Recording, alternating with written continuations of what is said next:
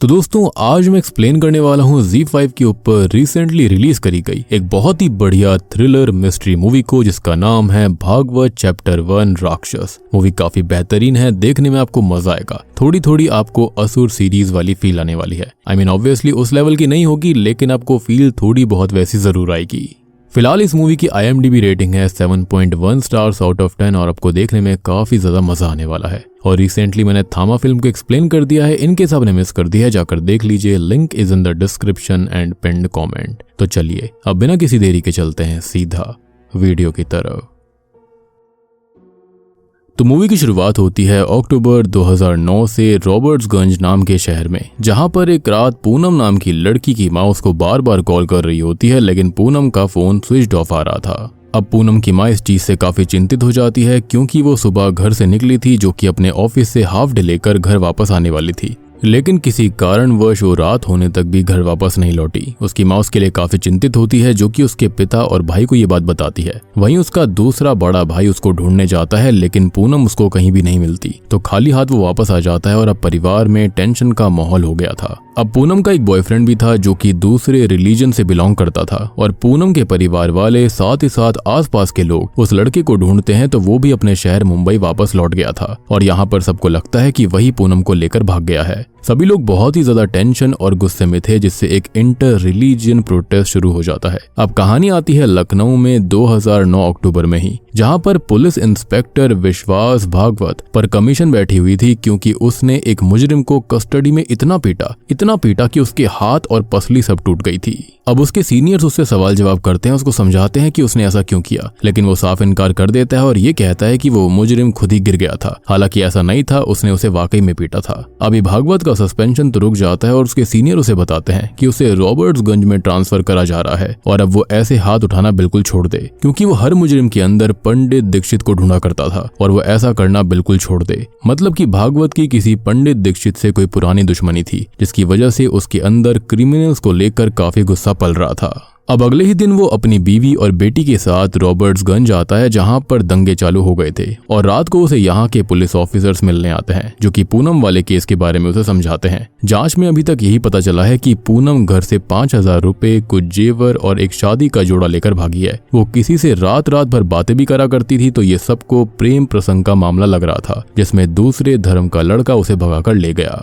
अब भागवत पूनम के call records को चेक करता है, तो उसके अंदर उसको एक नंबर मिलता है जिससे पूनम की बार बात हुई थी, तो वो ये नंबर अपने जूनियर को देता है कि वो इसकी डिटेल्स निकाले, ट्रेस करवाए। अब अगले दिन वो पुलिस स्टेशन जाता है, जहां पर उसने पूनम के परिवार को और एक लोकल धर्म के नेताजी को बुलाया हुआ था। नेताजी के लोग थाने के बाहर प्रदर्शन करने लगते हैं और भागवत अपने कांस्टेबल से ये प्रदर्शन बैन करने के लिए बोलता है। अब भागवत पूनम के पिता से बात करता है, जो कि ये कहते हैं कि उनकी बेटी पिछले 10 दिन से लापता है, जिस पर भागवत कहता है कौन सी बड़ी बात है और ये लव अफेयर का मामला होगा, वो खुद ही भागी होगी। लेकिन वो कहते हैं कि पूनम ऐसी नहीं है और रोने लगता है। अब वो आगे ये कहते हैं कि पिछले 10 दिन से एक भी खबर उनकी बेटी के बारे में नहीं मिली है। उसकी बेटी कैसी है, कहां पर है, किस हालात में है, वो बहुत ही ज्यादा दुखी थे। और वो भागवत से ये कहते हैं कि वो उनको एक तारीख बता दे कि किस दिन पूनम यहाँ पर आ जाएगी, क्योंकि उसकी माँ भी काफी तकलीफ में है। जिसके चलते यहाँ पर भागवत ये कहता है कि 15 दिन में उनकी बेटी वापस आ जाएगी। खैर अब इसी बीच हम बनारस का सीन देखते हैं, जहां पर मीरा नाम की एक लड़की होती है, जो कि कॉलेज में पढ़ती है, जिसे एक रोज सड़क पर खेलता हुआ समीर नाम का एक लड़का मिलता है, जो कि उम्र में उससे थोड़ा सा बड़ा है और स्कूल में साइंस पढ़ाता है।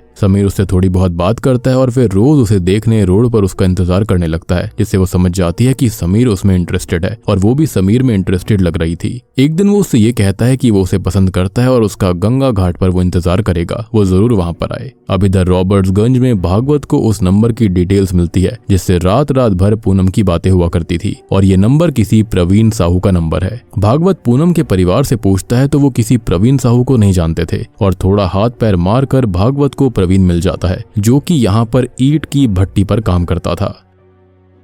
वो पहले भी एक 9 साल की लड़की को भट्टी पर काम करने के लिए लेकर आया था, जिससे काम नहीं होता था, तो उसने उसके परिवार को उसे वापस लौटा दिया। भागवत उससे पूनम के बारे में पूछताछ करता है, तो वो बताता है कि वो किसी पूनम को नहीं जानता और ये नंबर उसकी बहन कौशल्या का है, जो कि 22 फरवरी से लापता है, जिसकी उसने FIR भी दर्ज करवा रखी है, लेकिन उसका आज तक कुछ भी पता नहीं चल सका। मीनवाइल दूसरी ओर समीर से मिलने मीरा घाट पर आती है और दोनों बातें करते हैं, जहाँ पर दोनों का लव अफेयर शुरू हो गया था। अब कुछ लोग घाट पर आते हैं और लेडीज मीरा को ले जाती आती हैं और समीर का मुंह काला करके उसकी पिटाई कर दी जाती है, क्योंकि ये सब सार्वजनिक जगहों पर शोभा नहीं देता, यानी कि पब्लिक प्लेसेस पर उनको दिक्कत थी ऐसा करने से। अब रात में समीर मीरा से कॉल पर बात करता है जो कि उसके लिए रो रही थी और वो उसे संभालता है। मीनवाइल रॉबर्ट्सगंज में भागवत को कौशल्या के कॉल रिकॉर्ड्स के अंदर 2 नंबर मिलते हैं जिनसे उनकी ज्यादा बात होती थी, और जब वो नंबर ट्रेस करवाए जाते हैं तो ये 2 अलग अलग लड़कियों के नंबर थे और वो लड़कियां भी काफी समय से गायब थी। मतलब देख रहे हो यहाँ पर कैसा लूप बन रहा था।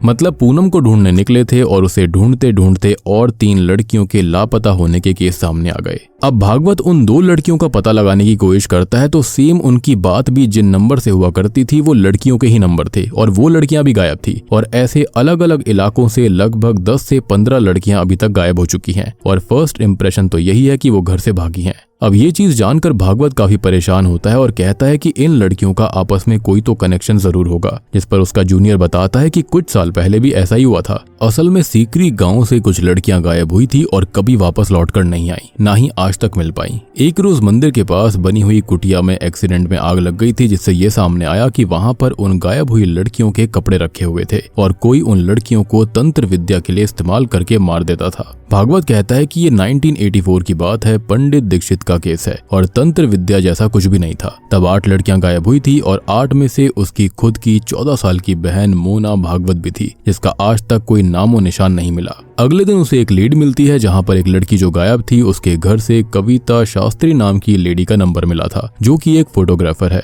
और असल में मनवाड़ी नाम की जगह पर उसका स्टूडियो था। भागवत को भी ये पता चलता है कि मनवाड़ी के आसपास से ही उन लड़कियों को कॉल्स आया करते थे और मनवाड़ी प्रदेश का सबसे बड़ा रेड लाइट एरिया था, तो वो वहां पर रेड मार देता है। अब कविता तो नहीं मिलती जो कि किसी काम से नेपाल गई थी, ना ही यहाँ पर और कोई गायब हुई लड़की मिलती। भागवत डीलर से बात करता है जो कि बताता है कि यहाँ पर कहीं और से लड़कियां आती हैं और इस प्रदेश की लड़कियों को कहीं और भेजा जाता है ताकि किसी को कुछ पता ही ना चल सके। अब ये सुनकर भागवत को गुस्सा आ जाता है और वो उस डीलर को पीट डालता है। दूसरी तरफ हम समीर को देखते हैं जो कि मीरा के साथ था और वो मीरा को शादी के लिए प्रपोज कर देता है और वो भी उससे बहुत ज्यादा प्यार करती थी तो इसके लिए मान जाती है। तभी भागवत को अपनी बहन की याद आ रही होती है जो कि एक दिन ऐसे ही गायब हो गई थी, फिर कभी भी नहीं मिली, जिससे दुखी होकर वो रोने लगता है। अब उसको पता चलता है कि कविता नेपाल से वापस आ गई है, लेकिन भागवत ने उसे पुलिस स्टेशन बुलाया था जहाँ पर वो आई ही नहीं थी। तो वो उसके घर जाता है और उससे चंदा पाल, एक और गायब हुई लड़की के बारे में पूछता है जिसके नंबर से कविता को कई कॉल्स आए थे। तो वो बताती है कि ये चंदा पाल नहीं है बल्कि सूरज जायसवाल का नंबर है।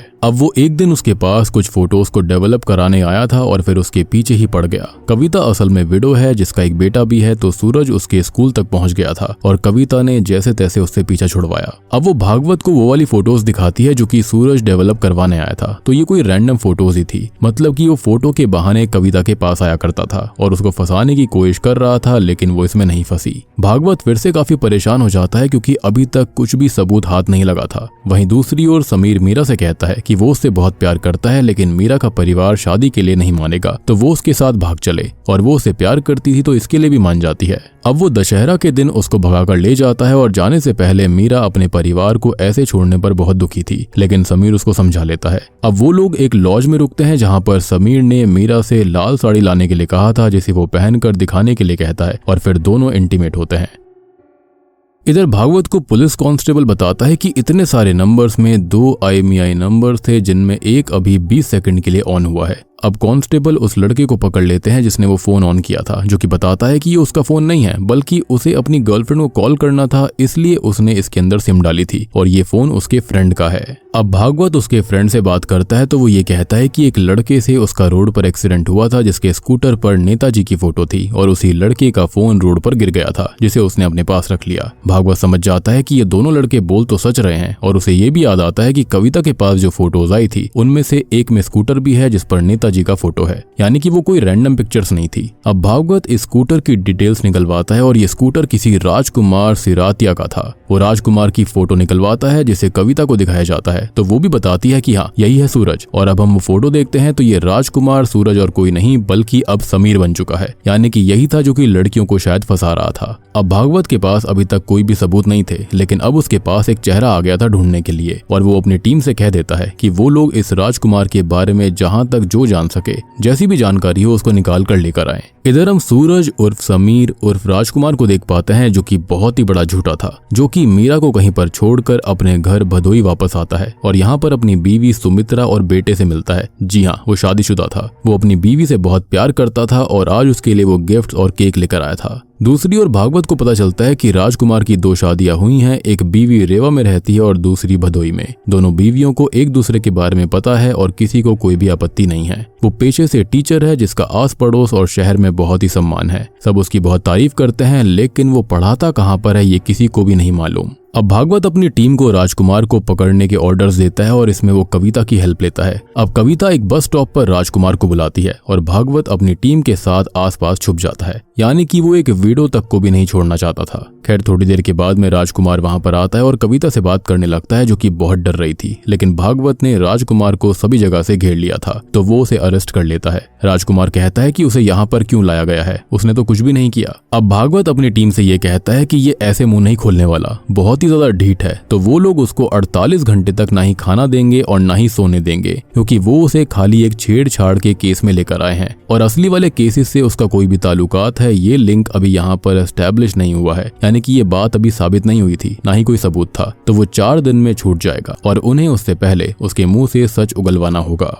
राजकुमार यहाँ पर कुछ भी नहीं बोलता, बार बार यही बोलता है कि उसने कुछ नहीं किया और पुलिस उसके घर की तलाशी लेती है तो उसे कुछ सामान और गहने मिलते हैं और एक जोड़ी गहने जो होते हैं वो एक लापता लड़की के गहनों से मैच हो जाते हैं। अब भागवत उन गहनों को राजकुमार को दिखाता है, लेकिन अभी भी वो ऐसा ही रिएक्शन देता है कि जैसे उसे इस केस के बारे में कुछ भी नहीं पता और पुलिस किस बारे में बात कर रही है उसे कोई आइडिया नहीं था। हालांकि उसने ये गहने सुमित्रा तक से छुपा कर रखे हुए थे। अब अगले दिन भागवत राजकुमार की दोनों ही बीवियों को थाने बुला लेता है, जहाँ पर वो ये देखता है कि सुमित्रा जिससे कि राजकुमार प्यार करता है उसके लिए वो गहने, टीवी, फ्रिज सब कुछ लाता है। महीने के सबसे ज्यादा दिन उसके साथ ही बिताता है। लेकिन बात ये थी कि वो तो राजकुमार से प्यार तक नहीं करती थी। वो ये कहती है कि अभी जो लड़की गायब हुई है उसमें राजकुमार और उसकी पहली बीवी का ही हाथ होगा और उसे तो बस अपने गहने वापस चाहिए। अब दूसरी बीवी राजकुमार से प्यार करती थी और वो उसका हालचाल पूछती है, वहीं सुमित्रा उसे सीधा इग्नोर करके निकल जाती है। अब भागवत राजकुमार से कहता है कि वो अपना गुनाह मान ले और पूनम कहाँ पर है ये बता दे, नहीं तो वो और सुमित्रा जेल जाएंगे और डीलर ये गवाही भी दे देगा। अब राजकुमार फिर से इनकार करता है तो भागवत उसको बताता है कि जो गहने सुमित्रा के पास हैं वो पूनम नाम की लड़की के हैं और सुमित्रा ने खुद ये कहा है कि उसे राजकुमार से कोई मतलब नहीं है और उसको बस गहने चाहिए। वो आगे कहता है कि राजकुमार की हैसियत सुमित्रा के सामने कुछ है ही नहीं, जिसको सुनकर राजकुमार गुस्सा होकर भागवत की कॉलर पकड़ लेता है और भागवत उसको पीट डालता है। अब राजकुमार ये कहने लगता है कि ऐसे पीटने से शायद उसकी 2 पसलियां टूट गई हैं और अब भागवत सस्पेंड हो जाएगा। तो भागवत ये बोलता है कि अगर उसने उसकी पसली तोड़ी होती तो वो ये बात बोलने के लायक भी नहीं बचता। खैर अगले दिन भागवत सुमित्रा पर 3rd डिग्री करवाता है और ये देखकर राजकुमार परेशान हो गया था। अब भागवत उसके पास आता है, जो कि राजकुमार से ये कहता है कि सुमित्रा कन्फेशन दे चुकी है और अब उसकी बारी है। अब वो ये कहता है कि पूनम ज्वेलरी शॉप पर काम करती थी, ज्यादा सुंदर भी नहीं थी, 28 साल की भी हो गई थी, शादी भी नहीं हो रही थी और ऐसे में राजकुमार ने उसे प्यार दिया और वो उसके प्यार में पड़ गई।